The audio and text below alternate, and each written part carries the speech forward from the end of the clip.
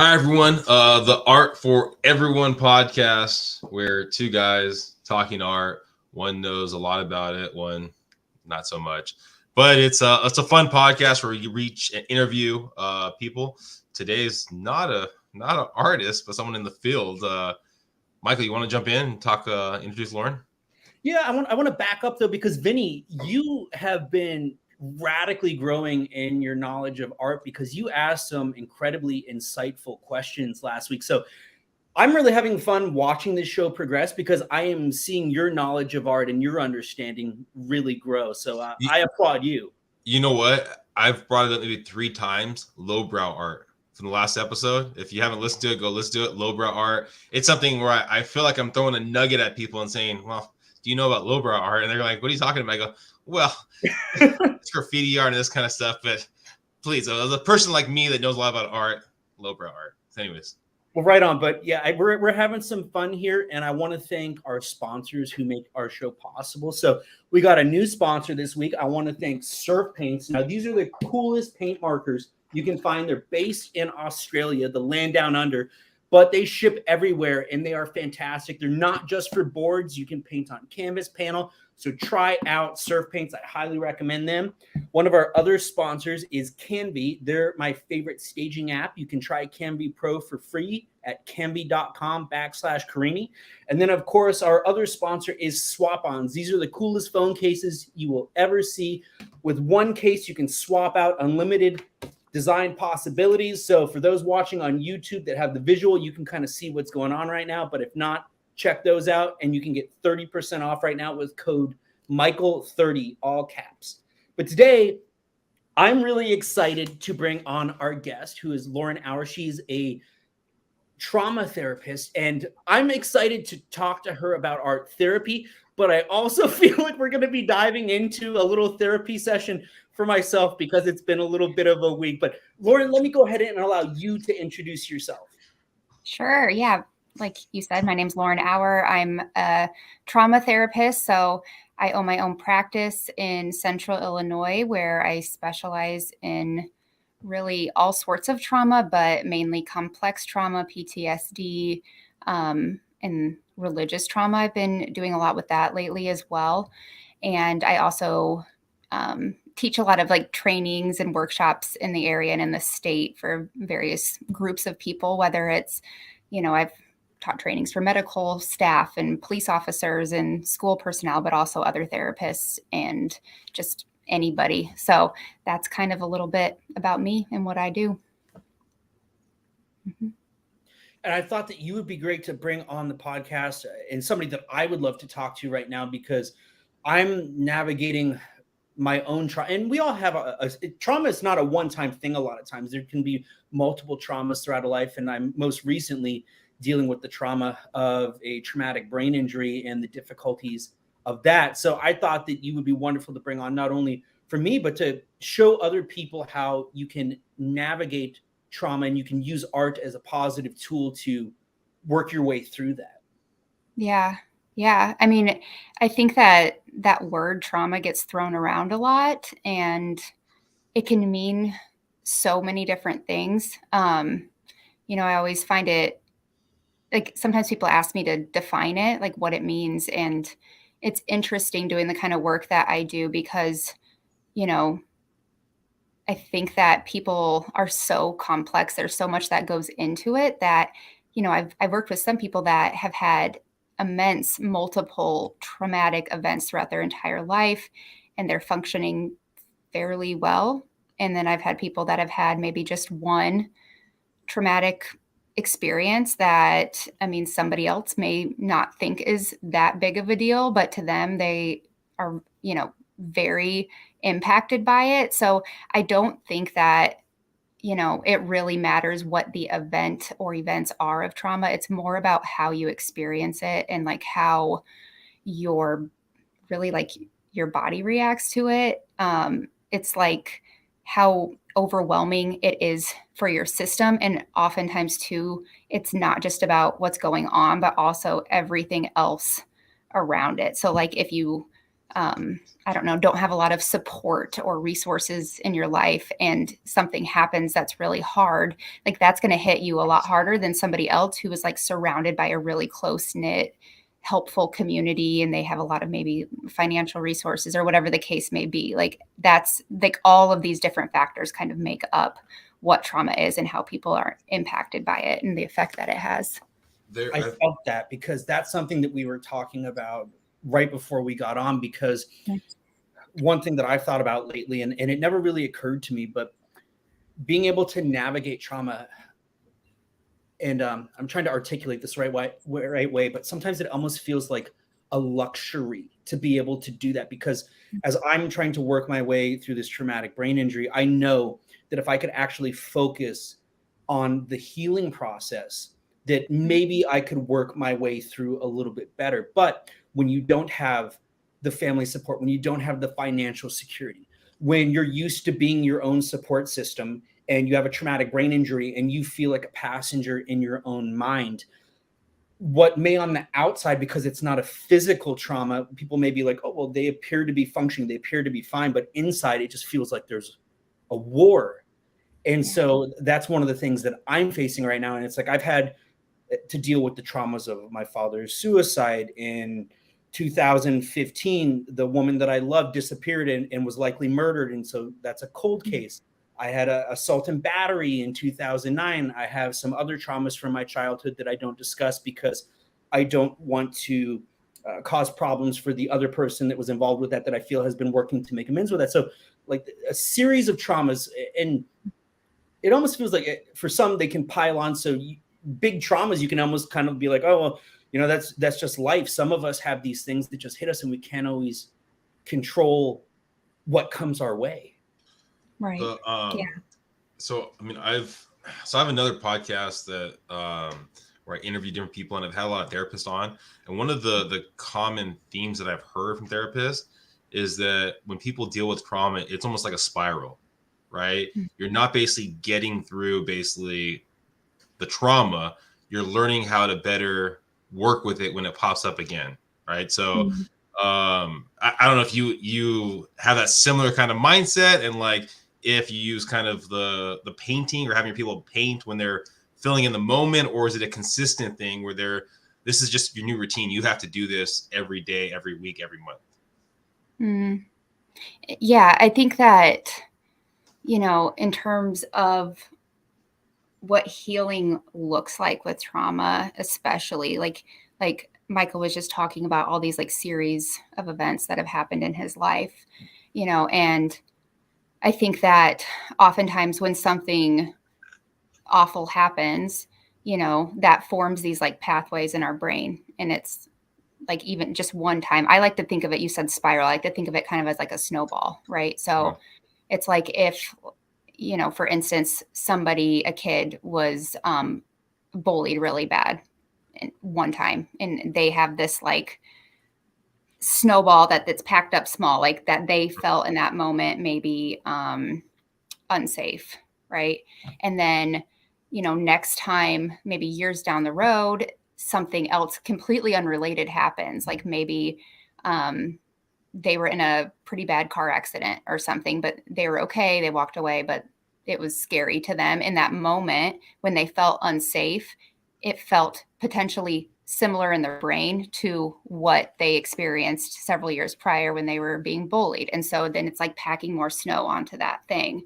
And then you fast forward at maybe 3 more years and their girlfriend breaks up with them out of the blue, and they're just devastated and they're alone, and, you know, all the feelings that they're having. And again, and those feelings that they're having in their system down that same pathway it's way different than a car accident. It's way different than being bullied, but the way that their body, their system, their nervous system is feels similar to that. So you pack more snow on, and it's kind of like it's packing all this snow onto this big thing till you're carrying around this like giant snowball. And anytime anything kind of reminds you of anything, you know, maybe there's snow on the ground and it's really slick when they're driving, and that makes them nervous, you know, and they're it makes them remember those feelings of not being safe. And it just brings up again that like giant snowball. It's harder to not think about the snowball when the snowball is really big than maybe when they were younger and it was this big. You know, maybe it wasn't as triggering when something hard would happen. And so really when it comes to healing, it's about, you know, really understanding where those pathways are and searching through them. And for me, the work that I do, I do more like somatic therapy. So anything I can do that incorporates the body and the nervous system into the work that we're doing. Because when you experience something really overwhelming and really out of control, really awful, you are automatically going into like the more survival parts, instinctual parts of your brain, which are like more down in, you know, your brainstem area, your hippocampus. That's where the emotions are stored. And so, you know, a lot of just talk therapy where you can make sense of things, you can tell the story, you can, you know, explain how you felt. That's all using your prefrontal cortex, you know, the logical stuff. But when you're experiencing it, you're not up here, you're way back here. And so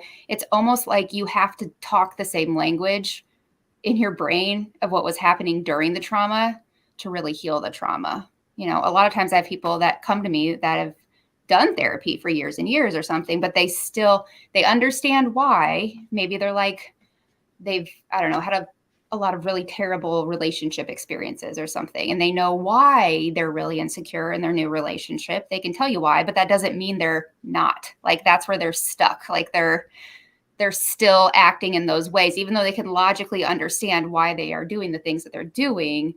It's because maybe some of the therapy they've done hasn't gone deeper than just that like logical level. So you believe that you can basically, after a certain amount of sessions, heal someone's trauma so they're not feeling that pain anymore?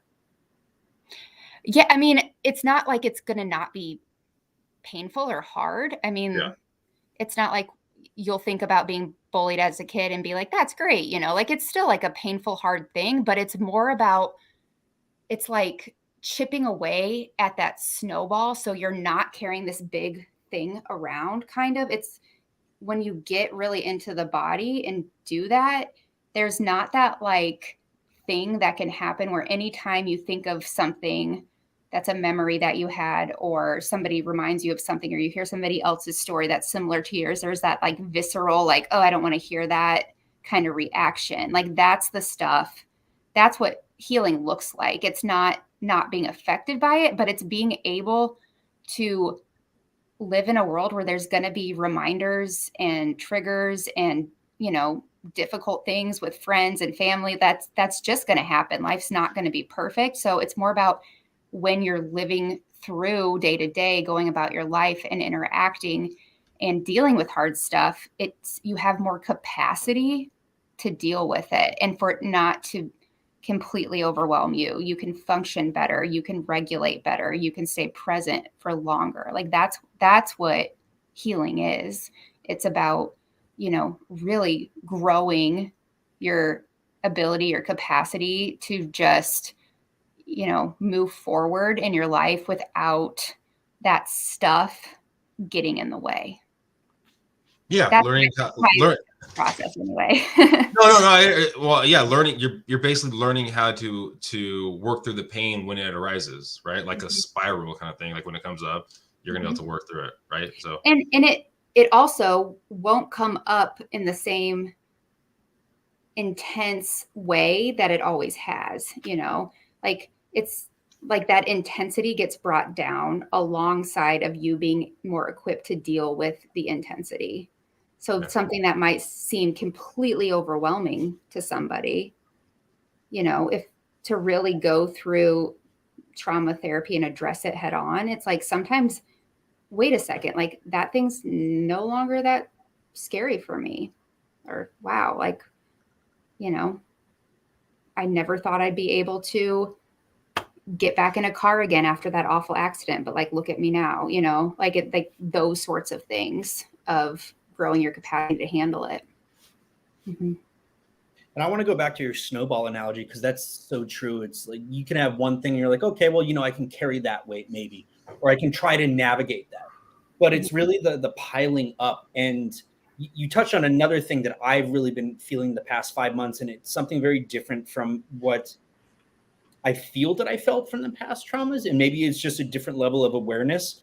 But I've been very conscious of the nervous system effect, because with my other traumas, there were feelings and there were intensities, and it could be the effect of recency bias here. But I feel like with the most recent one, I'm feeling that nervous system chaos, that feeling of never feeling safe or secure. So last week at my gym, there was somebody there, and I don't know if he was on drugs or if it was a mental health issue, but he was very aggressively getting in people's faces. And I was waiting for them to remove him. And they went talk to him, left him alone, kept getting in people's faces. I'm like, this guy's going to cause a confrontation with somebody. And if he gets in my face, I don't want to do anything, but my body is in this fight or flight reactionary mode. And I'm in this state of like hypervigilance, where when I go out in public now, I envision these scenarios almost of like people starting altercations with me, or, pushing me or something like that. And it wasn't until I read up on that recently that that is a symptom of PTSD, these imaginary scenarios, because your body's in this mode of protecting yourself. And so that's something that, from the outside looking in, it's not something that people can see, but it's something that for the person experiencing the trauma that you may be feeling. You may go out and just be going to the mailbox, and going outside, being in the light, seeing flickering of lights or things can trigger these different feelings within you. Yeah.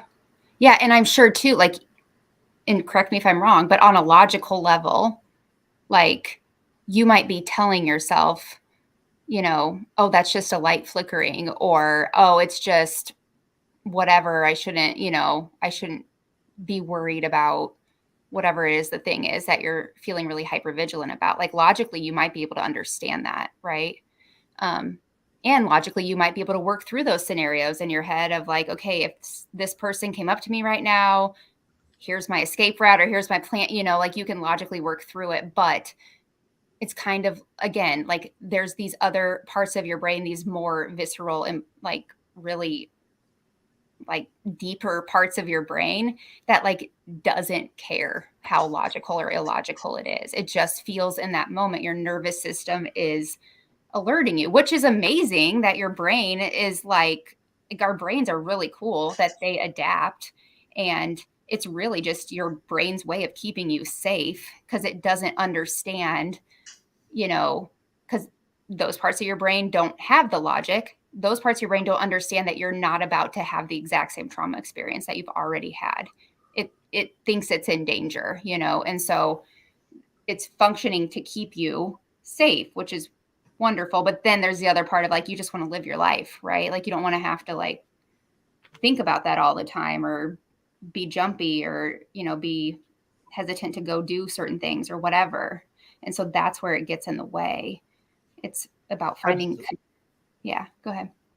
Absolutely. And because my snowball has built up so much over the years from the past. And so it's like you may work through or feel like you're working through the traumas, but sometimes when a new trauma comes along, it can resurface and pull up those old ones.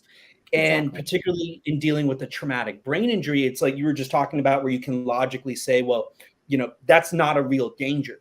But when you're dealing with the traumatic brain injury, and you sometimes are a passenger in your own mind, you're just this ghost in the shell of sorts. That's when it gets really scary. And for somebody like me that has navigated the past traumas, I managed to navigate and set up a series of systems that allowed me to move through life and to operate in a way that was the most beneficial for me. And then with the most recent trauma, it kind of knocked over all my systems, because whereas I used to be the person I can count on, because if nothing else, I knew that I had control over my mind, the one thing that nobody else could take away from me. And then when you feel that you lose that, that has been absolutely terrifying, to feel like a passenger in my own mind, to feel like you have zero control over the things that you used to be able to have some degree of control over, to manage what were already a difficult series of systems. Right. Lauren, let's just jump into the art aspect of it. How does art play a factor into your practice? Yeah, I mean, I think again, kind of going back to how I like to incorporate the whole body and everything, like any time that you can do anything physical at all, you're getting some of that's getting you out of your head to some extent, right? And so a lot of times, you think about like the hemispheres of the brain, like the logical thinking side is different usually than like the creative side of the brain. So if you're doing more of that, you're activating more of that. So sometimes it just is like having, I don't know, coloring or painting or doing whatever while just talking and doing the talk therapy, because it's incorporating another element there. Like I also do like walk and talk therapy with people. So we'll just go walk around. I'm right by nature preserve and stuff. And again, it's another way of just adding an extra layer to the therapy and the thing that we're talking through that also incorporates the body. And also I think that like, because you can tell a story. Like I can describe to you whatever I was doing this morning, and you're kind of mentally painting a picture of it. But your words are limited. And so much of trauma, especially, is it's like that without words. Like you can't really put it into words how you feel. Like you can try, but there's just, the way that you experience it, that you feel it, you can't ever quite fully paint that picture for somebody. And so then be able to like have another medium to express that, to get it out, and also to describe it, to tell your story, it just, again, adds this like extra layer of healing along with the words that you're trying to say, because it gets, again, out of that logical mind sense and really kind of can help you express yourself from a more full body experience, if that makes sense. So, I mean, art therapy, there's so much to it, but that's really the way that I incorporate it the most now. And So you're the absolutely right there, because you mentioned that you can talk about it, but that's just one of the senses. And when it comes to trauma, it's really an overload on all the senses. It's a series of senses. Like you can look back, how did it taste?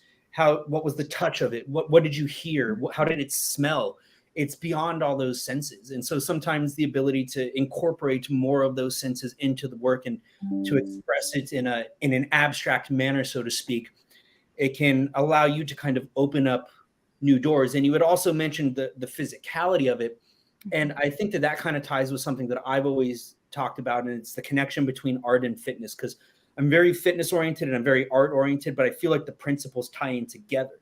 And whenever I feel like I'm stuck, I feel that warming up the creative muscles the way that I would the body, it all is integrated in a manner of speaking. Yeah. Yeah, for sure. As much as you can bring in those other senses can be really, really powerful, for sure. Yeah. Mm-hmm. So going back to the art. So is it an anchor at the activity, or are they keeping the art, or what do most of your patients basically do with that art? I honestly usually leave it up to them. I feel like most trauma kind of comes back down if you boil it all down, it comes down to not having any control. So, I mean, you can name anything that's traumatic, and what a person is really experiencing in that is a complete loss of control. So as much as I can give people control in the therapy that I do with them, I do it, So sometimes they want to make my office or whatever their container, kind of like, this is the place that I can let this all out. And so I will store it for them in a place that is safe, that is private, that they know where it's going to be. They know it's not going to get ruined. It's always going to be there, whatever. If they want to take it home with them, they can totally do that too. And then we also talk about, okay, if you do that, what are the potential things that could come up that it could get messed with or seen or ruined or whatever, helping them kind of figure out ways to, not have to, or have lesser chance, I guess, of experiencing that loss of control. Like if somebody were to like destroy it or they were to lose it or whatever, like what can they do to take care of it? If they want to burn it, if they want to, whatever, it's really, it's their expression. So I want them to be able to make that decision. Well, where do you see the growth in it, right? I mean, like, because if I'm guessing you've done this for a little bit of while, right, where you've had them do the art. I mean, I would think, I know for myself, I have an anchor of going to the gym, or even when I'm deep stressed, I guess that's what I'm doing. I'm going to the gym, right? I know it's different, but it can be seen as art because you're shaping your body as an artist, right? In essence, right? And the more the stronger you get, the more powerful that anchor feels, right? So I almost wonder too, is the better the painting, is that also have a similar factor of you've seen better production and growth from those patients compared to people that are drawing stick figures and blobs and like burning it after, just kind of curious if there is a correlation, a difference or no. I don't know. I mean, I try as much as possible with people because I think where I see the most growth is their comfort level in making it and utilizing it. So it's not necessarily like the quality of the work, because I think a lot of times people are hesitant to use art for a variety of reasons. That's another dynamic that can play out in therapy and working through trauma and stuff is, if they're afraid that maybe it won't be good enough, or they're comparing it, or what if I am judging them, or, what if I'm comparing theirs to somebody else's, or if, like that stuff is all likely, again, pathways in their brain of like, okay, why are they concerned about that? We can work through that stuff, which is also working through the stuff in their snowball of, whatever fears and anxieties they may have about putting themselves out there.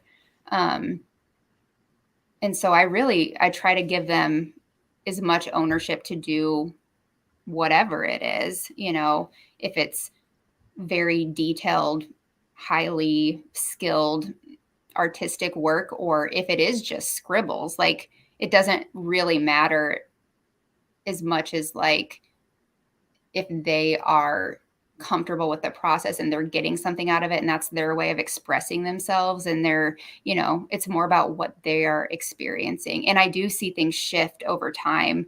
Sometimes I used to work a lot mainly with kids that have been victims of abuse, and just watching like, I don't know, like I used to do this art activity sometimes with those kids where I would do like a two-sided thing. So like half of the paper was what's inside of them, and half the paper was like how the world sees them, like to like juxtaposition those two things.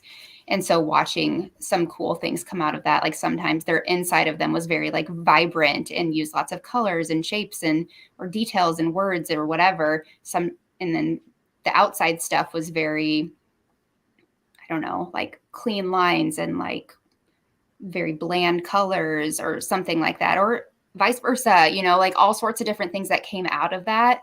I usually would give them like a prompt like that, where they kind of, here's all these different options of things you can use,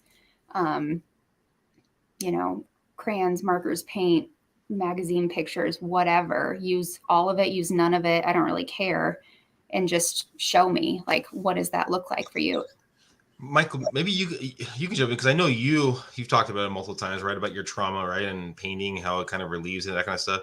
I mean, it'd be interesting too. I mean, and I would think logically, right? If someone was drawing paintings of like trauma and people are selling that or liking that, the trauma ones more than the positive ones, there's maybe a little piece of you saying it's better for me to be in that negative space than it is to be in that positive space. I mean, is there anything for you, Michael, that popped up, or?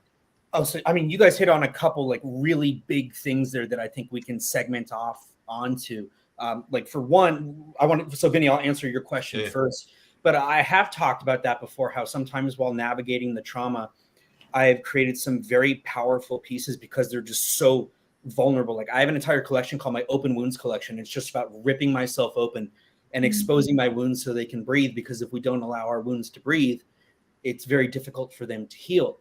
But I find that sometimes people like that dark work when I'm addressing themes of suicide or just complete loss or the chaos within me.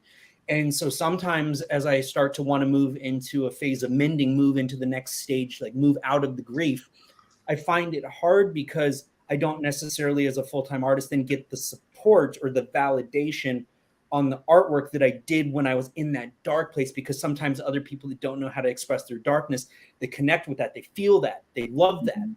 And so they appreciate that. And I don't necessarily get the same appreciation with the lighter stuff. And as a full-time practicing artist that makes my living doing this, sometimes it may make me feel like I need to stay in that dark place, which can be a very dangerous thing.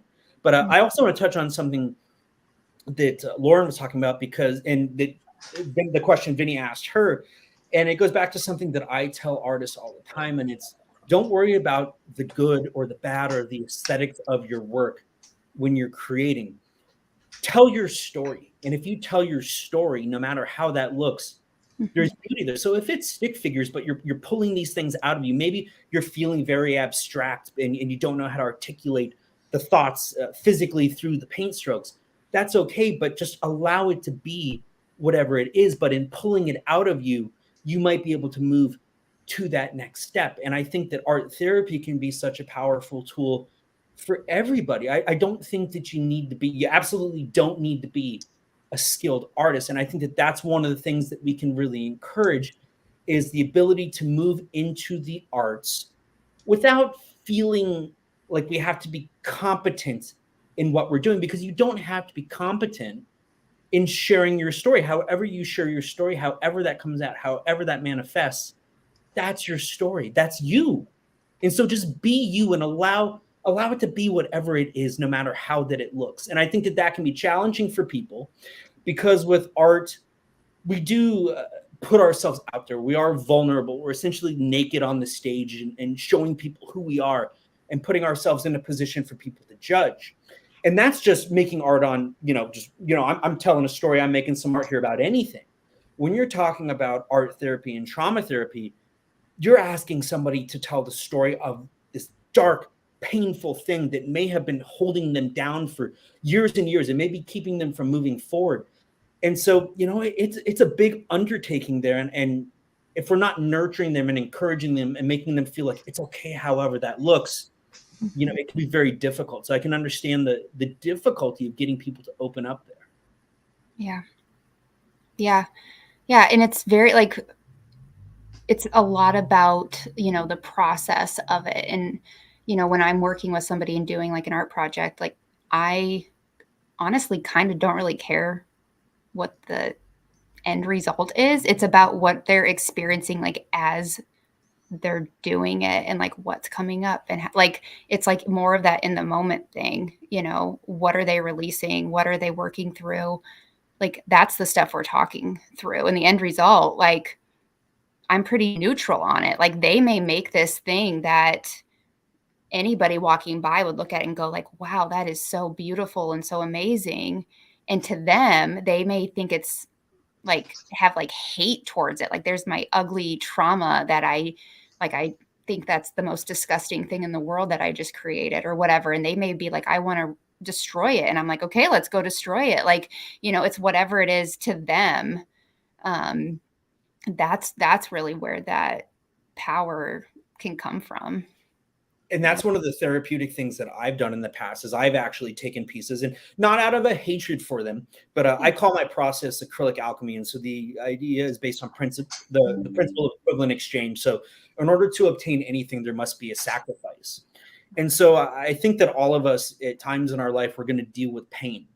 But if I'm going to have pain, I'm going to use it. I'm going to use my pain as my sacrifice to create something beautiful. So a number of times I've actually taken works out to Fiesta Island here in San Diego, and I've set them on fire and I've collected the ashes, and then I've worked the ashes into new pieces telling the story of a phoenix rising from the ashes. And so some people will be like, well, why did you hate your art? And it's not that I hated it. It's that I loved it, but it's time for me to use the pain and to move into a new state and to grow and to let go. And so I think that art therapy in particular can really empower people and give them that strength and give them a purpose for the pain. Because when you can find purpose out of the pain, you can take away the power that it holds over you, because the weight of pain is immeasurable.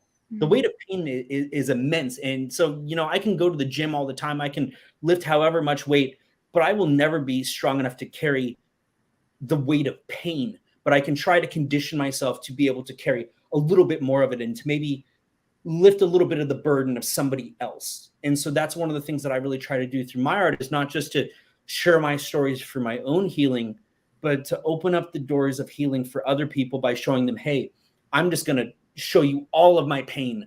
I'm going to put it out. I'm not going to hold anything back. I'm going to put all the pain of all these different things, my father's suicide, my friend's disappearance and suspected murder. I'm going to put that all out there and just try to release myself of that pain. And I think that art definitely has the power to do that. And I think that a lot of times art, even if we're not in a strategic art therapy session, art is therapeutic by nature. And I know that as a child, before I knew what therapy was, before I knew what trauma was, I was therapeutically navigating my scenario through my creative process. So it's like, I've always been doing this thing. I've always been doing art therapy.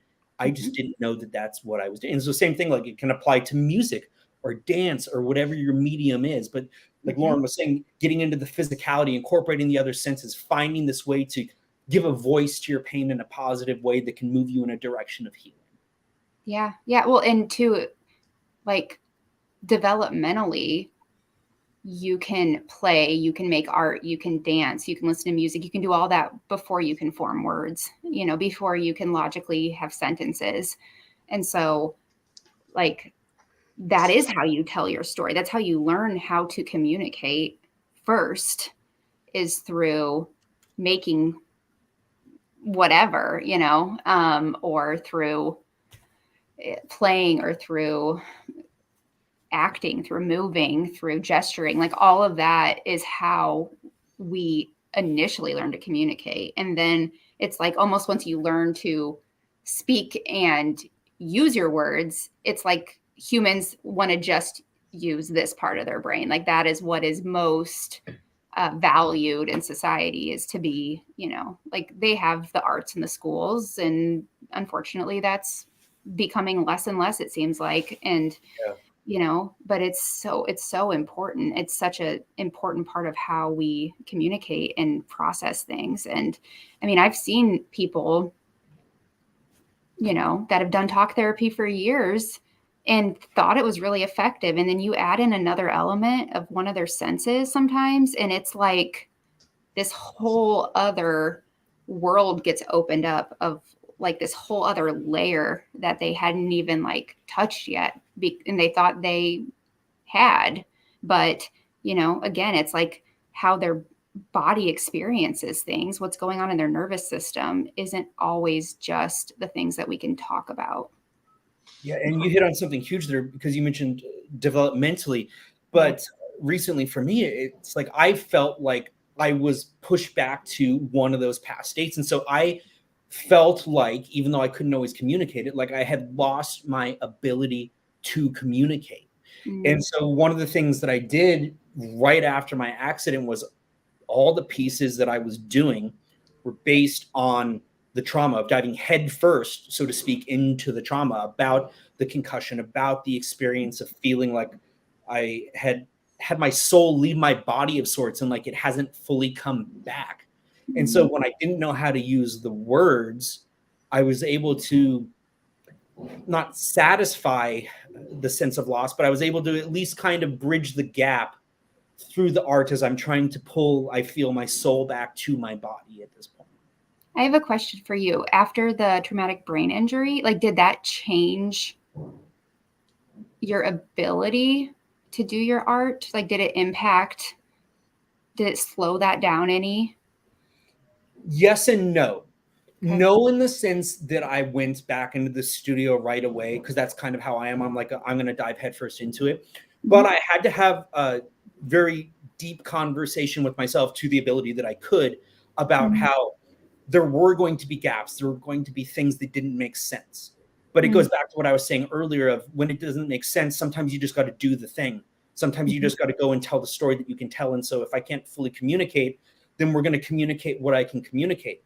And maybe my story is me communicating my inability to communicate, but that is the thing to do in that case, because that's how I felt. I felt trapped, and I've had to, and like, I still can't fully talk about the accident because of the legal situation that I'm still navigating. And that's another thing too, is when you're navigating trauma, for me, one of the best ways for me to navigate the trauma is to be able to release it, to leave it behind.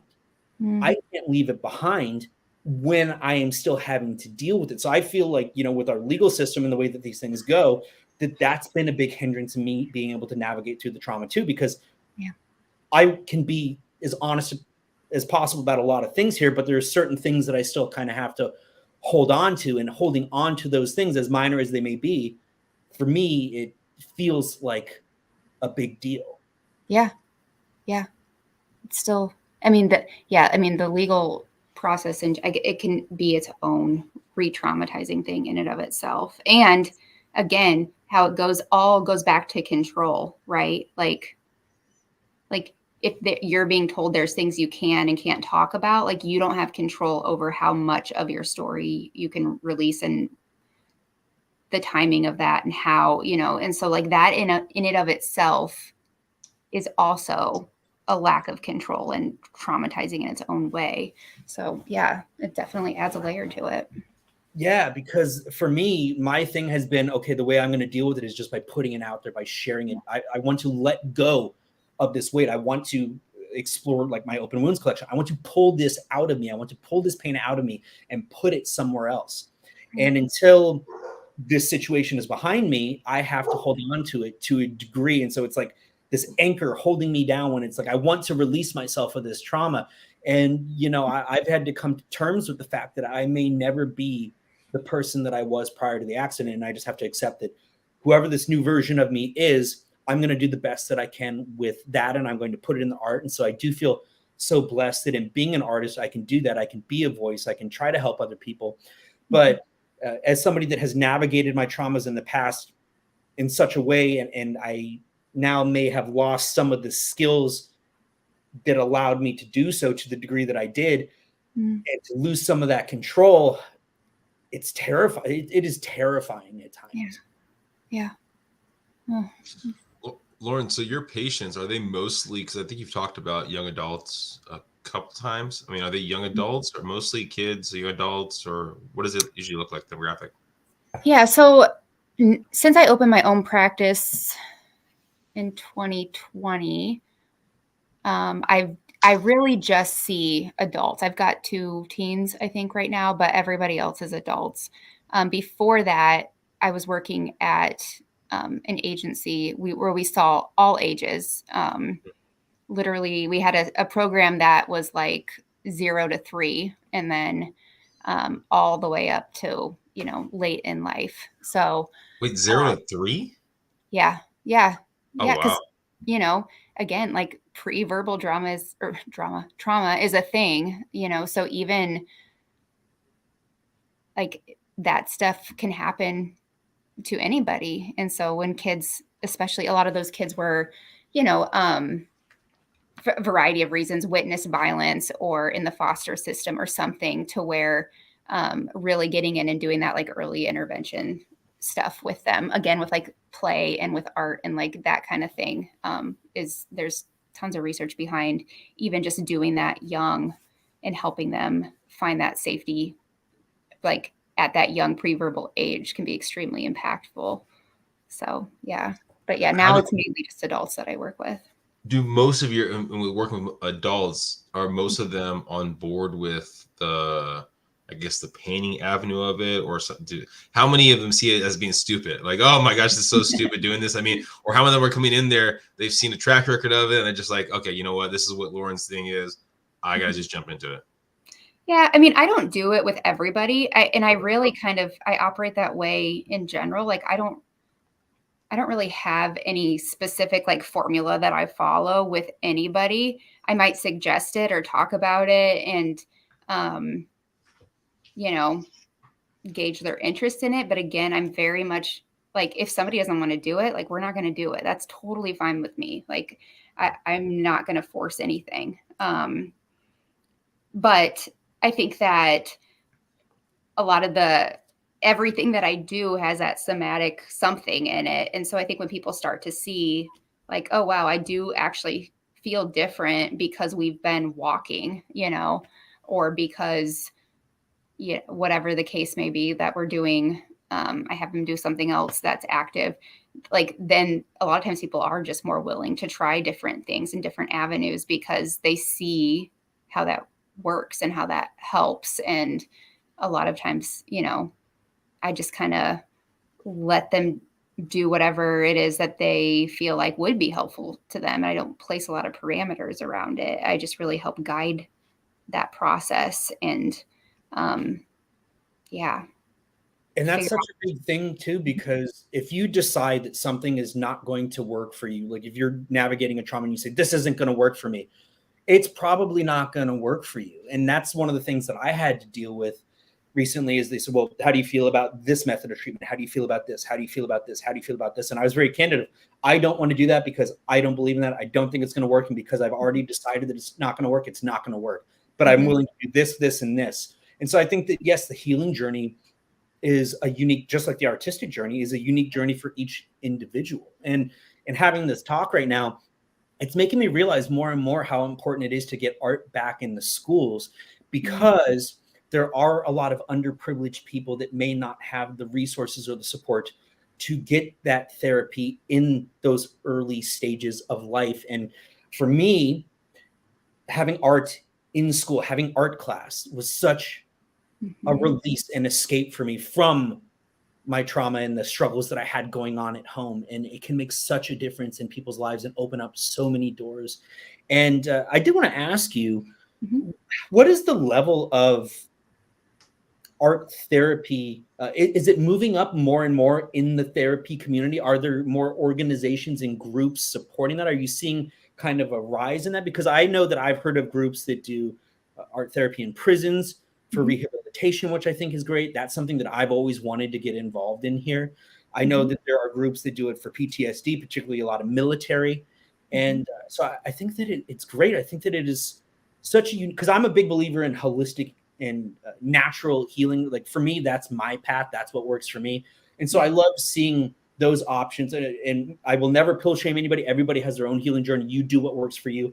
But I love at least seeing the doors opened for natural paths for healing for those that want to take that route. Yeah, I do think that, I definitely think there's just been more and more research lately, and I think it's really catching on how important it is to incorporate the nervous system and somatics in healing, and that it's not just about talk therapy, and it's, how incredibly impactful that is for people, that that kind of catches fire to all of those types of therapies that are beyond just, I don't know, Freudian laying on the couch talking about your dreams and, how, what is it that you want to kill your mom and marry your dad, or whatever Freud said. I don't know, like the old style therapy. Like, it's just, I think that too, just in general, at least my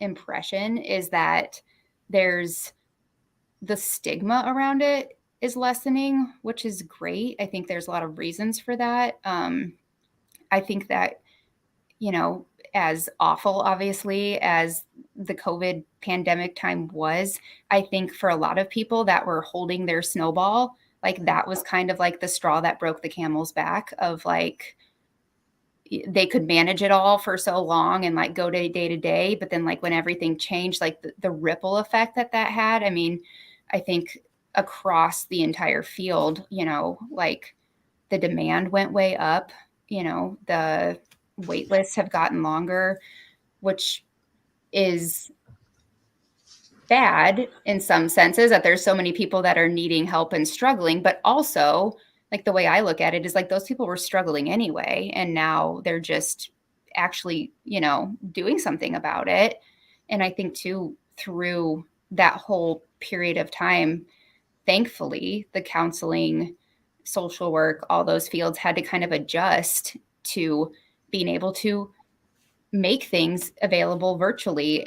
Like art therapy wouldn't have really been like, how do you do that virtually? It would have just been like discounted and like, not, we don't do that. But now it is. There's so many things you can do virtually with any kinds of therapy. All of the somatic therapy, like the techniques that I'm trained in, can all be done virtually. And so I have clients that I see that live in really rural areas that don't even have therapists around them, or I have clients that have like mobility issues to where they could not ever physically come and see me in my office. They may have just discounted it before, but now that it is available to them, so I do think there has been some really positive steps forward in like the mental health therapeutic space. And I would imagine that stuff like is just going to continue to grow because it works. I wouldn't do what I do if it didn't work. Like, just to see it and see people change and heal, like, of course, like if somebody's seeing their sister heal and get that, like, why wouldn't they want to do that too? That's the hope anyway. And I think you hit on something big with the virtual, because for me, I actually ran into that where I was going through certain courses of physical therapy. Mm-hmm. And I actually had to evaluate the mental side of things, because leaving the house driving was essentially causing panic attacks. So going to do the physical therapy multiple times a week was actually starting to cause more problems than good, not because the physical therapy wasn't working, but to get there.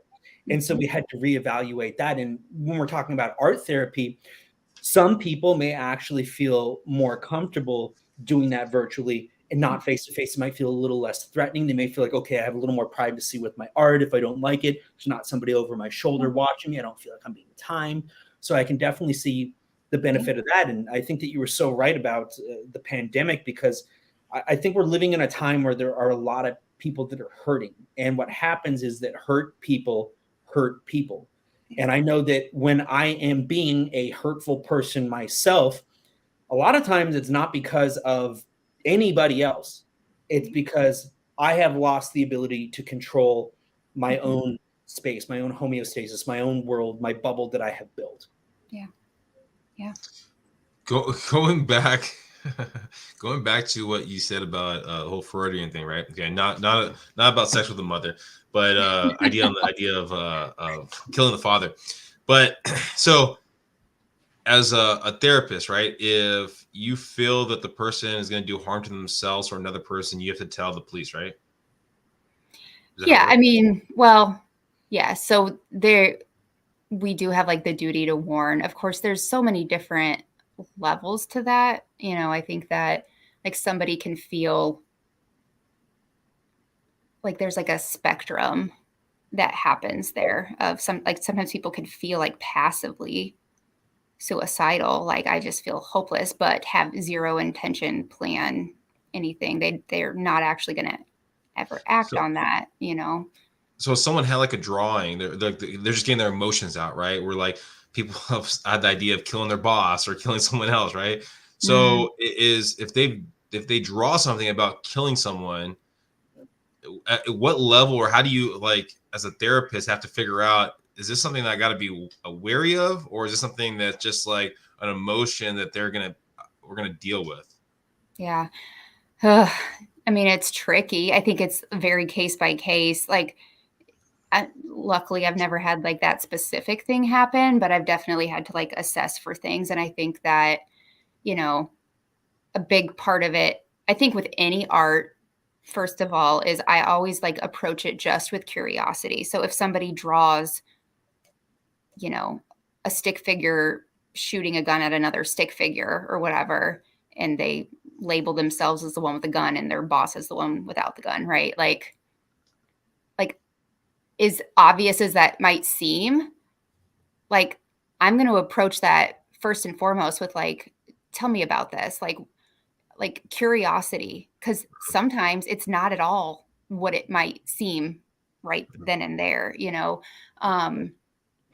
I think that like somebody could say, like in that example, you know, I don't know, like I had this reoccurring nightmare when I was a kid and this is what it was or something. Like that's very different than I'm really pissed at my boss right now and I plan to shoot him tomorrow, right? Like there's different levels of things that could be going on there. So assessing for that with curiosity, I think is number one important. But also, I think there is a level where, like back when I was supervising, I had a staff of 12 that I was supervising. And I think that if there's ever like an uncertainty, I would tell them, like, if you're going to go home tonight and you're going to be like wondering if you did the right thing or not, like it's at that point, like let an expert decide. You know, you call ERS and they will go through their specified process of deciding if there's a threat there or not. Like, don't just put that on yourself. Like if it's ever, like, it's not like you can bring in, you know, you call for whatever it is, a well-being check, a safety check or whatever, like let kind of like take that pressure off of yourself, and have a second opinion too. So I think it's definitely like a delicate dance there, but you know. And that is a lot of weight and pressure to be on you. And so I can imagine for someone such as yourself that some days it must be hard to not carry all this weight that you're lifting off of other people. And it's a reminder that all of us, not just us going to therapy, but all of us are on a healing journey of sorts, yourself included. We all have these processes of needing to heal and to continuously heal. Mm-hmm. What are you talking about, Michael? I'm perfect. I have nothing wrong with me. Well, I'm far from it. I mean, it's funny too. It's like the running joke with me is that I will never stop making art because I will never be done. I have so much trauma. And even when I finish working with one, there's going to be another thing that just slaps me in the face. But I mean, I've had to kind of make light of it at times because I do take it very seriously. But there was a time where I took it so seriously that I got lost in it. And if you spend too much time looking into the abyss looks back. It's like I spent a lot of time struggling growing up with feelings of depression, suicide at high school. At our senior retreat, people were getting up on stage sharing happy stories, and I got up and shared a story about how I almost just drove off the road that day on the way to school because I just was so overwhelmed. And sometimes your thing that you need to escape your home as a child is something that you can't escape. Yeah. And I've just had at times it felt like things pile on top of me over and over again, and I didn't know how to deal with it. And I am thankful that I had the art to be able to be a source of relief and something to put my pain into, but also to, and I've realized this more along the journey, that it's not just about my pain. It's about lightening the burden of others on this journey. And so if I can share my pain, it gives me a purpose to help others heal that may be struggling, that maybe they don't have someone that's, because when I was growing up, I wish I would have had somebody like me to listen to that would talk about these things and share these things and share all the struggles and the difficulties of this journey, and not just talk about like, oh, it's so easy to get here. All these influencers talking about like, oh, follow these steps. Oh yeah, I made it. I'm living my dream. That's not the reality for a lot of people. It has been absolute hell, but I have been willing to walk through that hell, and I haven't given up. There were times that I wanted to. And the truth is that I had times that I was very, very close. I was within a fraction of a second of not being here today. And I didn't even learn about my father's suicide until I was 28. But I had been dealing with all these feelings. And so when I found out about that at 28, it would have been so easy to just fall into that crevice and be like, oh, well, you know, it's in the DNA, it's in the family history. And it kind of had the opposite effect where I said, you know what? He went that way. I almost went that way without even knowing that this was the scenario. Yeah. I'm going to change that. And so I have these times where I just feel so low, but I kind of at this point just say to the universe, like, fuck you, keep throwing the weight at me. I'm just going to just be so defiant and show you that I can live through this, to show somebody else that it's possible. Because trust me, there's days that I want to give up. There's still days that I want to give up. Yeah. But the reason I'm not going to give up is because there are days that I want to give up, and I am so close to it. And that is why I fight tooth and nail every single day, because I have to be strong enough to fight the devil on my worst day, because it doesn't come at you when you're feeling good. It comes at you sometimes, or maybe it does come at you when you're feeling good, but sometimes it comes at you when you're feeling low and you can't control it. And it's a never-ending journey. And so I don't want to say that to be discouraging to people. I want to say that to show you that it is tough, it is hard, but I urge you to keep fighting and to keep going and to prove everybody wrong that doubts you. Maybe you're doubting yourself, but to prove yourself wrong if you need to prove yourself wrong. Yeah. So, Lauren, this is a real question that I know Michael wants to ask, but he's kind of scared to ask this question. Okay, now you got to follow my slippery slope. You got to follow the whole thing, right? So, painting. I don't know where this is going. So painting, drawing is kind of an avenue of helping you, right, get through pain, right? We've already kind of come to that over this last hour or so, right? Drugs also do kind of a similar thing, right? Okay. You have insurance that pays for the drugs or copay for it. Is there going to be a time where insurance is going to pay for the canvas and the art? Yes, I think so. Well, yeah, I mean, if it pays for therapy, then yeah, I mean, you can do that stuff. And gosh, I think it's getting there. There's a lot of really great holistic type therapists and people that have all of this stuff. And I also think there's a lot of, like, the place that I used to work at, like, all of our services were 100% free, everything, all of it, you know, and we would, like, I would send, like, during COVID, especially, you know, like when we're like, how do we do art therapy? Like, these kids don't have any resources. I was like, well, let's buy art supplies and go drop it off on their porches. Like, just give it to them. Like, I don't care. Like, there's grants out there for that kind of stuff. So yeah, I mean, I think that, you know, insurance has a long way to go for sure in a lot of ways. But, you know, I do think that there's movement towards that stuff. It's a little bit slower than I would like it to be, but I mean, it is out there. How does a line item get approved? I mean, like, do you even know, like, for insurance companies, how that, like, okay, this is something that we're going to cover. Okay, marijuana, this is something we're going to cover. Like, how does a line item does it go through, like, votes? Does it go to the different insurance companies say yes, and then they all start taking it on? Do you know, like, the process?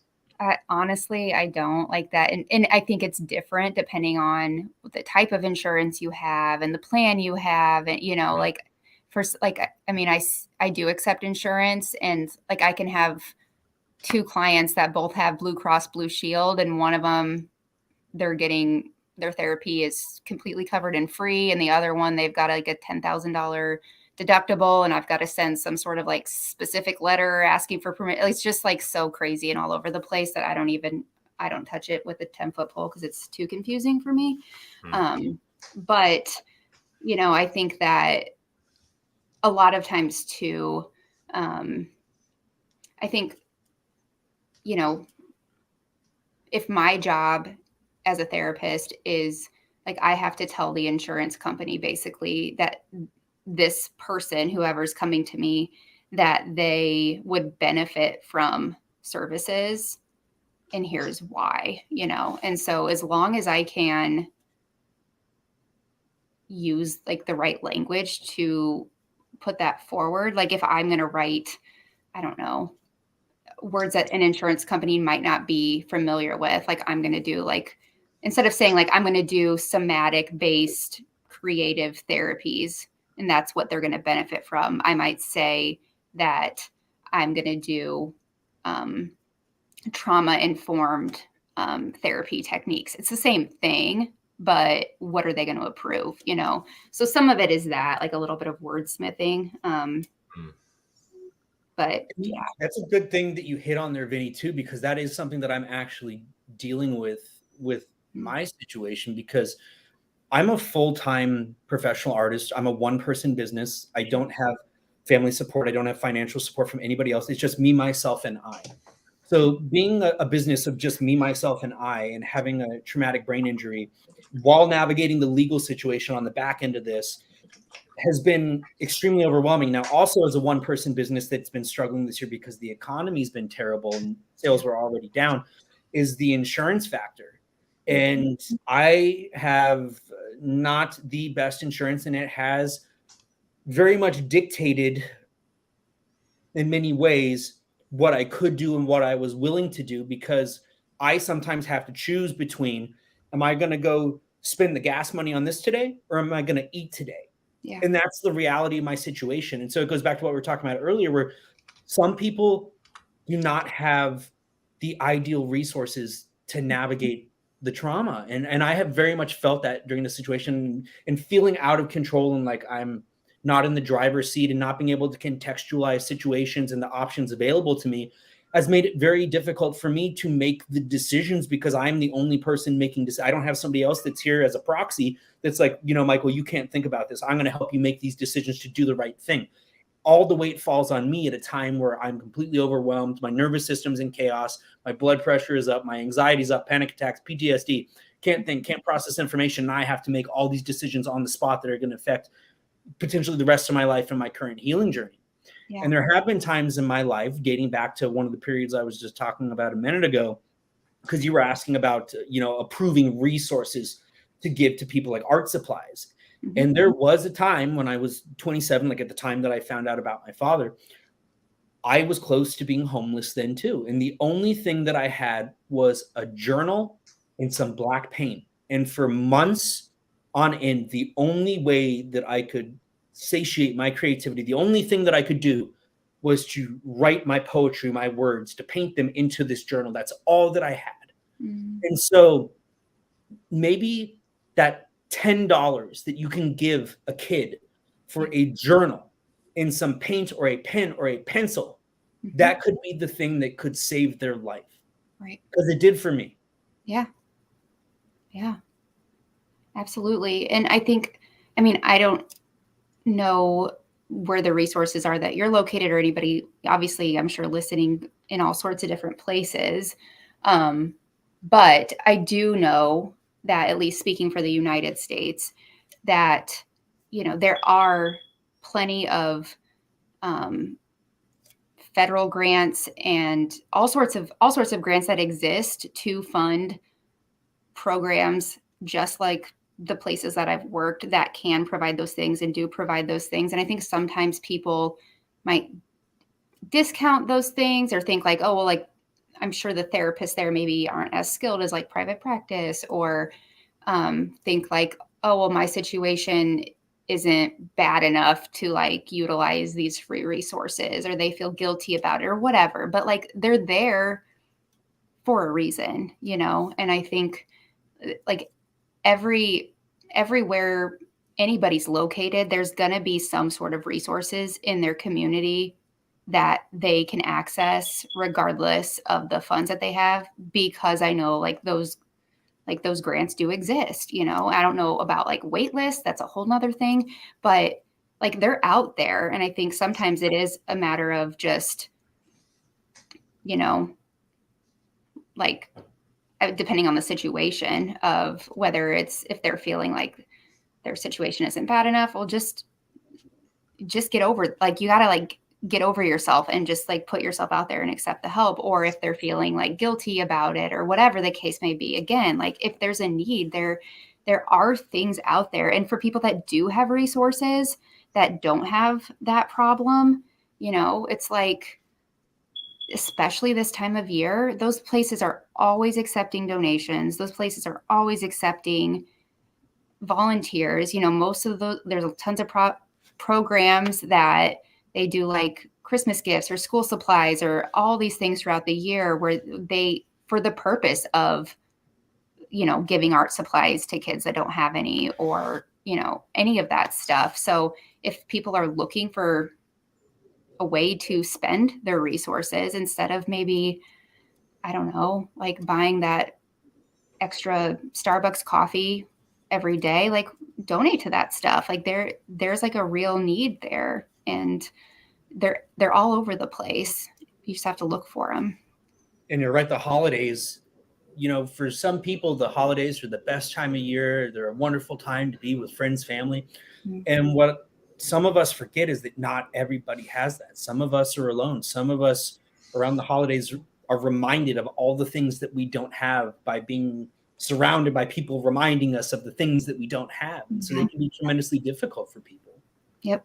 Yeah. I mean, this time of year is like in my field, like historically, it's like I'll have clients that I haven't seen in a while, like come back, or people that were doing really good, make appointments, like it's just a hard time of year. Like there's a lot. It's even like the happy stuff, even if there wasn't like trauma that happened around Christmas necessarily, like let's say they lost someone that they love, and just maybe there's memories around this time of year with that person that were great memories, but also it's really painful to think about those good memories too, So yeah, there's definitely a lot of need out there, and there's also a lot of resources. It's just about finding them. Mm-hmm. Lauren, I want to talk to you about a little beef that I have with corporate America right now. Okay. Oh boy. One thing that I've said for a long time, and this is as an artist that has an agency that represents me, but I feel like when Mental Health Awareness Month, Suicide Prevention Month come around, businesses want to capitalize on that. They want to talk about how you should talk about it. But I feel, and I've said this for a long time, that I feel like all these businesses say they want you to talk about it, but the extent that they want you to talk about it is for them to say to talk about it. They don't actually want to talk about it because it is not a comfortable PG or politically correct conversation to have, but it is a real conversation. It is an important conversation. It is a conversation that will save lives. But I feel like a lot of businesses, just like when Pride Month comes around, businesses want to hop on board to capitalize on it for their own monetary gain. But I don't feel, and I'm calling them out right now, I don't feel like a lot of them actually support the cause. I feel like they're just virtue signaling and not really doing the work. Yeah. Yeah. I mean, and of course it's probably not true for everybody, but there's definitely a difference between,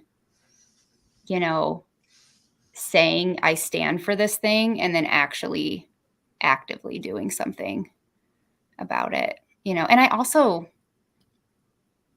I think sometimes too, you don't need to be up on a loudspeaker and telling everybody, it's Pride Month or whatever. Like, how about you don't even need to do any of that? How about you just like donate to an organization that like helps LGBTQIA youth or something, like do something with that, And all year round, not just during the month that, Right.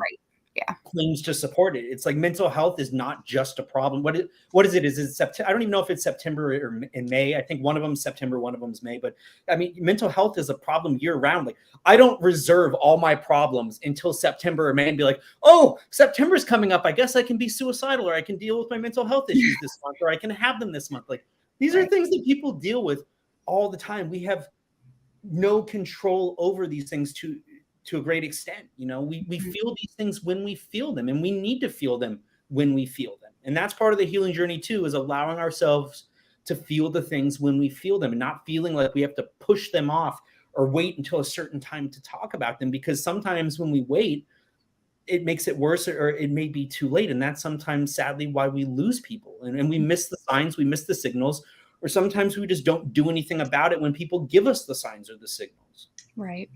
Yeah. Well, and I think a lot of times too, people they can convince themselves logically that, oh, it's not that big of a deal. It doesn't impact me. I'm just going to keep going. Right. Like I'm just going to move forward. I'm not going to ever talk. What's talking about it going to do? What's therapy going to do? Like I'm fine now. It happened in the past. But again, like I think oftentimes those are the people that I'm seeing that have tons of health problems, are terrible sleepers, are, it's like they have all these other problems that they don't realize are related maybe to the stuff that they haven't actually dealt with. And I have to say that I'm guilty of that, because I say all the time, and part of it's just been because of my experience and because of my snowball. Yeah. But I've said, every time I've tried to go to somebody else for help, the people that said that they would be there haven't been there. And so I understand not everybody's like that, but I'm tired of putting my snowball in somebody else's hands for them to drop. And so I finally got to a point where I hit a wall and said, you know what, I'm just going to hold my own snowball and it's up to me. And in a way, I feel like that is a good thing to do, but in a way it can also become very problematic. And when I was asked recently, do you want to talk to somebody? And I said, no, I don't want to talk to anybody because I don't feel like that would actually help me. And I feel like I have real conversations with people and I'm very open. So I feel that the just natural organic conversations I have are better for me than going and into an office type of thing. Which there is a lot of value in that too, of just being able to, you know, like we're talking now on this podcast or talking to people in your life, you know, that's not nothing. It's not like, well, because that's not with the professional therapist, it doesn't count. No, like you are releasing it and you do through your art too. You know, that's very different, I would say, than somebody who is like, nope, never going to talk about it, never going to acknowledge it. It didn't happen, that kind of move forward. You know, you are processing through that stuff, through your art, through this, through whatever other. Yeah. Cause I think, again, like not everybody can afford therapy or can find a good fit for a therapist or somebody that they jive with. And that's really important. So that doesn't necessarily mean you're screwed, you know, but like, okay, if that's been your experience, like, are you also then like isolating yourself and not spending time with your friends or not like doing things to engage with other people? Because that stuff is so important too, you know, like it doesn't have to be always like in this therapeutic professional setting. Like as long as you're doing something, great, you know. And I think one of the other big obstacles to healing in the world that we live in is so many of us have to have a persona or pretend to be somebody that we're not. We have to have an image and we try to protect that image. And so it makes it difficult to have any real connections with people. Like me, sometimes I have difficulty with people because I just always lay it right out there. This is who I am. This is how I feel. I give it to you straight. So I'm labeled as difficult because I'm just like, you know, this is it. This is what it is. Like, we're going to get right into the heart and the soul of things, right? Like we just met and like, we're going to talk about all these things. But for a lot of people, that's extremely difficult. And sometimes we do build calluses because of our experiences and we don't want to open up and share. We don't want to be that vulnerable at the risk of somebody hurting us. And even with close people, we may hide certain things and compartmentalize. And those things can become big obstacles on the healing journey. Mm-hmm. Right. Yeah. Yeah, absolutely. I mean, it's a way to keep yourself safe. And if something happened that made you feel very unsafe, like to let somebody in to potentially hurt you and make you feel that way again, like that's terrifying. It makes a lot of sense. Is the opposite happening at all? I mean, I know you see it more on social media, but I mean, where the idea is, right? So the old way of thinking about it is I'm not going to share my feelings, right? Because I don't want to get hurt off of that. But then the opposite seems like it's happening where my feelings are more important than your feelings, right? I mean, like, I know what you're talking about here. Yeah. So, I mean, like, I don't know, have you been in the field? I mean, just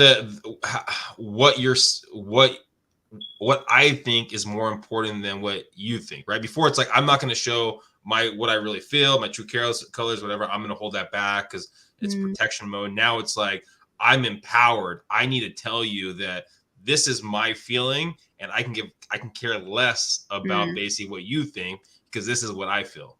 So Vinnie, are you talking about like how we're really in a time where we talk about self-care and moving ourselves back in front type of thing? It's a pendulum, right? I mean, like you're trying to say, hey, you're trying to tell every kid they're important, right? But then it almost goes to the point where now everyone thinks they're so important, more important than anyone else, right? So it's trying to find that balancing act of knowing you're important, but also being okay with someone else being important too, I guess. I mean, but do you see anything like that from when you first started practicing to now, or? Yeah, I mean, I feel like ultimately I haven't facilitated groups in a little while, but I would see that play out sometimes when I would facilitate groups is like people, you know, are there to talk about whatever it is. And there could be some of that like comparison or somebody in the group is really rigid in the way they think and somebody else is opposite and like those different dynamics and stuff, which is really interesting because that's all defense mechanism too, you know, and that is to me, that shows places that they aren't healed. In an individual setting, it's kind of like, I don't know. It's like if you're working on your own stuff, it kind of doesn't really matter what anybody else's story is. I think sometimes it's easy to get in that like, oh, well, they don't have it as bad or whatever kind of a mindset, or the comparison, or why are they acting like that when all they experienced was X, when I experienced XYZ and I didn't even ever have, whatever it is. But again, like, as I said in the very beginning, trauma it's not about like the specifics of the event. It's there's so much more to it. It's how all the things around it, how you experienced it, whatever. So there's really like, there's no room for me. There's no room for like comparison in that sense. Like, it just doesn't do anything. And I think that people, they can, if they make their identity completely that, it's hard to not get like lost in that sometimes. Yeah. Lauren, we're getting close to the end of the time. I appreciate it so much. I know this has meant a lot for Michael, and I know there's a lot of guests that people follow the Michael. So I know there's a lot of people out there listening right now that I appreciate you immensely being on here. And if people are looking to, I guess, get more information about your practice, following you, I know you have a big following on Instagram, but what's the best way of people like staying in touch with you and kind of following you? Yeah, I'd say I'm most active on Instagram, and that's just at Steadfast Counseling, all one word. I post a lot of, I don't know, everything is like linked in my Instagram. So linked to my website, which is just steadfastcounseling.com. I have a blog in there where I'll post random articles and stuff. But I try really hard to just, I don't know, put real information out there that's like easy to understand and not super, I don't know, complicated or scientific or whatever. A lot of times I'm drawing like, I don't know, I'm having like a session with somebody during that day and I'm like, oh man, that's like what they said is such like a real point, that's like a real thing that happens with trauma healing. And so like putting that out there, and then people are like, oh wow, that happens to me too. Kind of similar probably to you sharing your art, of people like resonating with, wow, like that makes me think of my story or whatever, like connecting it, not feeling so alone. So that's really the main place I'm active. I do have like a TikTok too, and that's all linked through my Instagram and I honestly couldn't even tell you what my TikTok handle is. But if you go to my Instagram or my website, it's linked in there. So yeah. I remember the TikTok was a little harder to remember than the Instagram, but no, you're absolutely right. And I think that what you're doing is great too, because you are essentially putting a lot of the information out there for free, and you are making it accessible, and you're making it warm and welcoming. And that's kind of how I cross paths with you. And it relates to what you were just saying, is that somebody that collects my work, their daughter saw a request that you put out for artwork that was kind of related to mental health.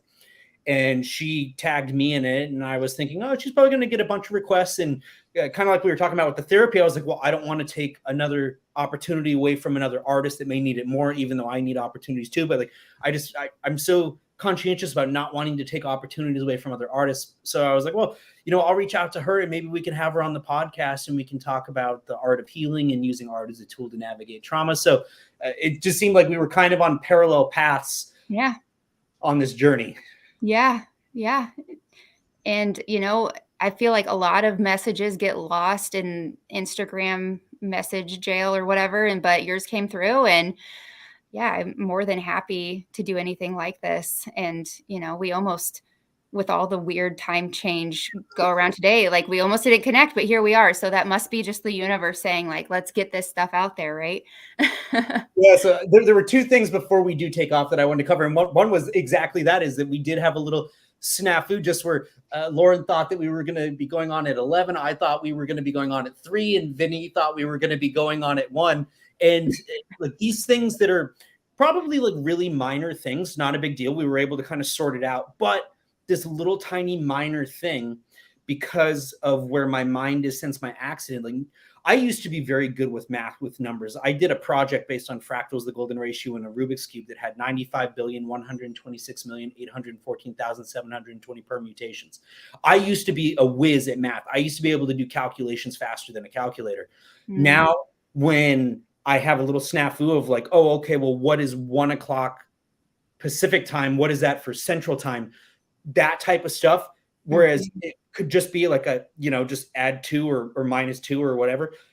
That is the type of thing now that just makes my brain just completely shut down. And I go into this mode of just like, no, just like, I'm not going here. And I just kind of completely shut down. And that's kind of the reality of navigating trauma is, what may seem like such a small thing may be a great big thing for somebody else. So just tread carefully with other people. You shouldn't have to tiptoe around things for people, but just be conscious that other people are dealing with their own troubles, their own struggles. And, maybe a smile once in a while that you throw to a stranger could be the thing that maybe makes them hold on just a little bit longer. And sometimes all we need is, one more second to hold on, because maybe that 1 second of holding on gets us to this next point. And so the very last thing that I wanted to just address, because I don't feel like it's addressed a lot, is men's mental health and kind of where you see that coming along. Like, do you see more men talking about mental health?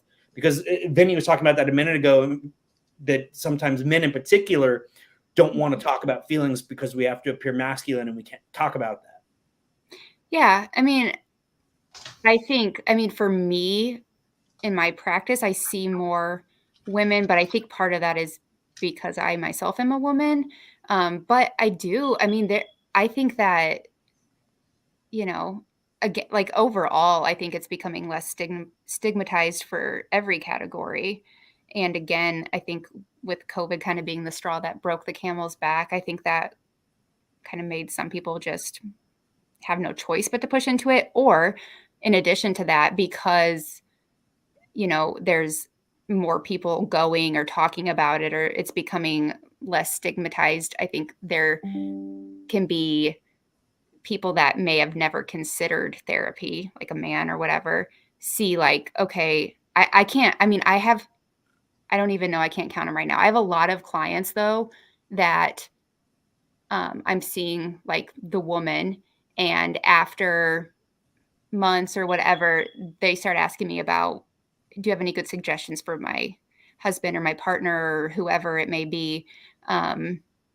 Because they see the person that I'm seeing making progress and feeling better. And they're like, oh, wait, okay, maybe this isn't so bad. Like maybe I should, like when they're actually seeing other people heal, it makes it less of a stigma to them. That happens all the time. So yeah, I think that it is becoming a lot bigger of a thing for sure. And that just goes to show that opening up and sharing your story could be the thing that saves somebody else's life. So we want to help as many people as we can. Art can be a wonderful avenue to navigate your healing journey. You don't have to be good at it. You don't have to know what you're doing. You don't have to know the words. Just pick something up, try exploring, stimulate the senses, and you are more than welcome to send us questions. We would love to help you. Join us on this creative journey and join us for much more. You can follow us on Instagram. You can follow us on YouTube. We would love your support. And I also want to thank Vinnie in the Enriquez group, one of our main sponsors. And then I don't want to thank myself, but I would love for you all to check out my stuff at Carini Arts, because I am navigating my own journey right now, and it is extremely difficult. But I am committed to, I don't want to say dying on my shield right now because we're talking about mental health and whatnot, but like I'm committed to the journey and showing people that this is possible, and holding on a little bit longer to show all of you that you never know what's on the other side of things.